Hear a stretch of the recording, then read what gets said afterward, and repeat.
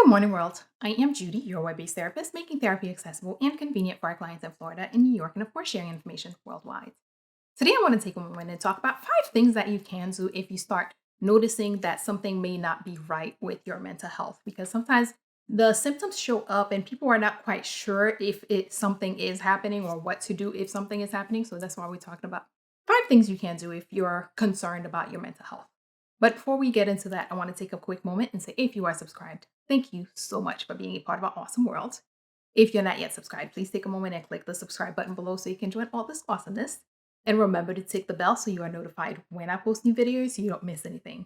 And of course, if you'd like to purchase 1 or 3 of my books, also a link below that will take you to a site that shows you all your different options of where you could get 1 or 3 of my books. All right, let's get back. First, pay attention to symptoms.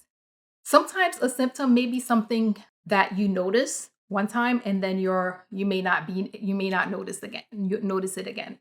If you start noticing that certain things are not your normal, whatever your normal is. If you start noticing things that are not quite right, pay attention to that and keep track of, okay, I felt that today. Do I feel it again tomorrow? Did I feel it yesterday? How are symptoms presenting? Is it just a one-time thing or is it happening consistently? How long is it lasting? All these little things. Because sometimes a symptom may present one time and doesn't present again. But if you pay attention to them, you may start to notice that a pattern is being created, that something is happening a lot more than it used to happen, that things you may start realizing or noticing that, there is an actual problem. So pay attention to symptoms.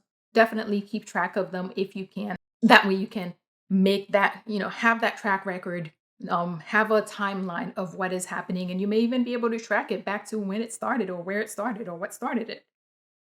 2, make note of changes in your environment. Sometimes symptoms can be the result of certain changes that are happening in your environment.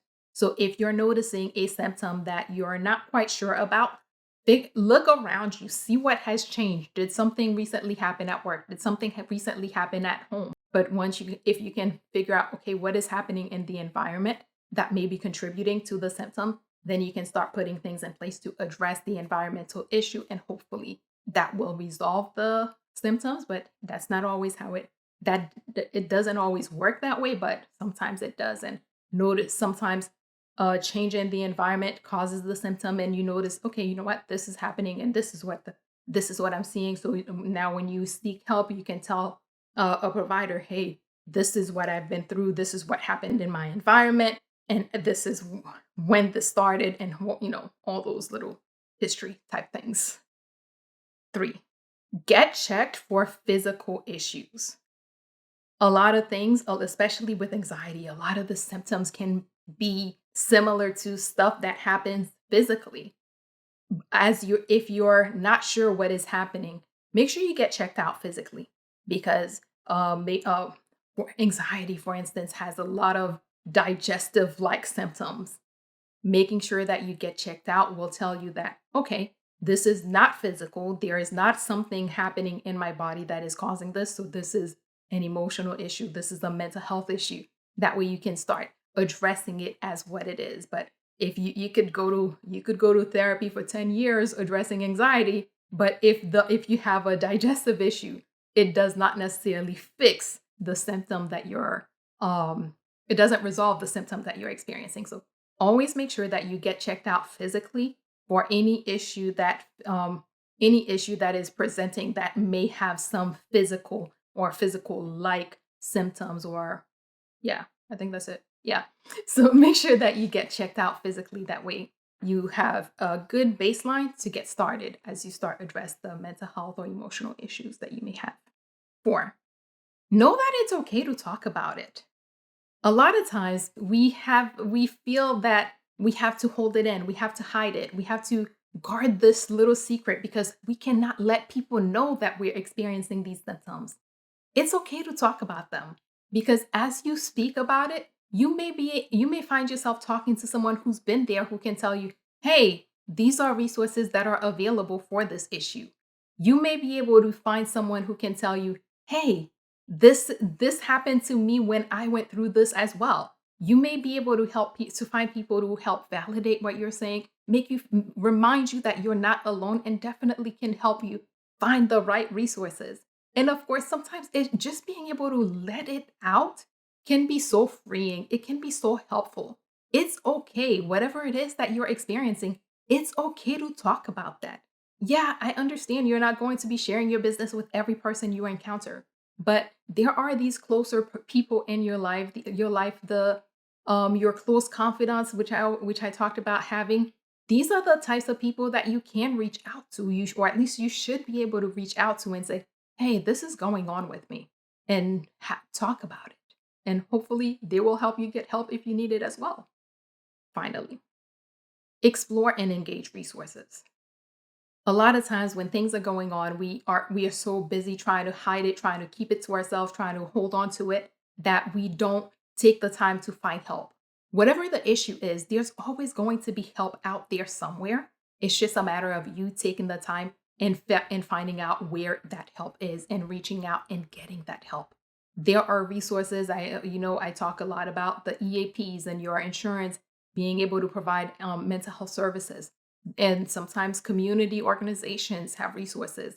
And depending on what is going on with you, organizations dealing with whatever is going on with you may have resources to help you.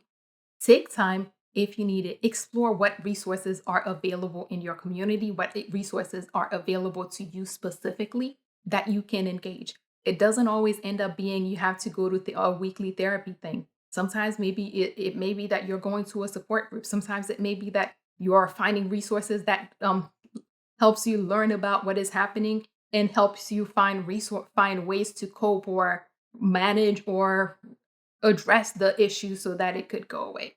There are resources all over, but it's important. In order to find them, you have to look for them. You have to be willing to open up and maybe talk to someone who can connect you with them. You have to be able to you have to get out there, and you have to put out there that you have to admit that you're having this issue so that you can start looking for the resources and getting the resources.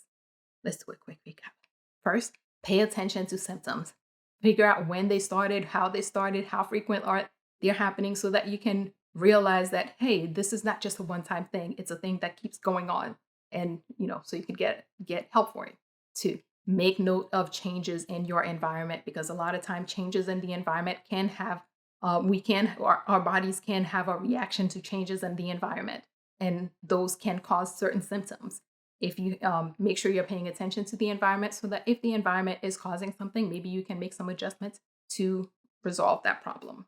Three, get checked out physically, because sometimes the issue is physical and not just and not a mental health issue. And sometimes there are physical illness and mental health issues that have similar symptoms, but important to make sure that you're clear physically as you start addressing your mental health issues.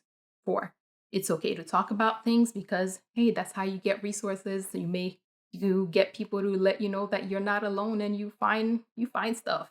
And finally, explore and engage resources that are available to help you, because unless you look for them, unless you're out there asking people about them, you may not find them, but they are out there and they're waiting for you.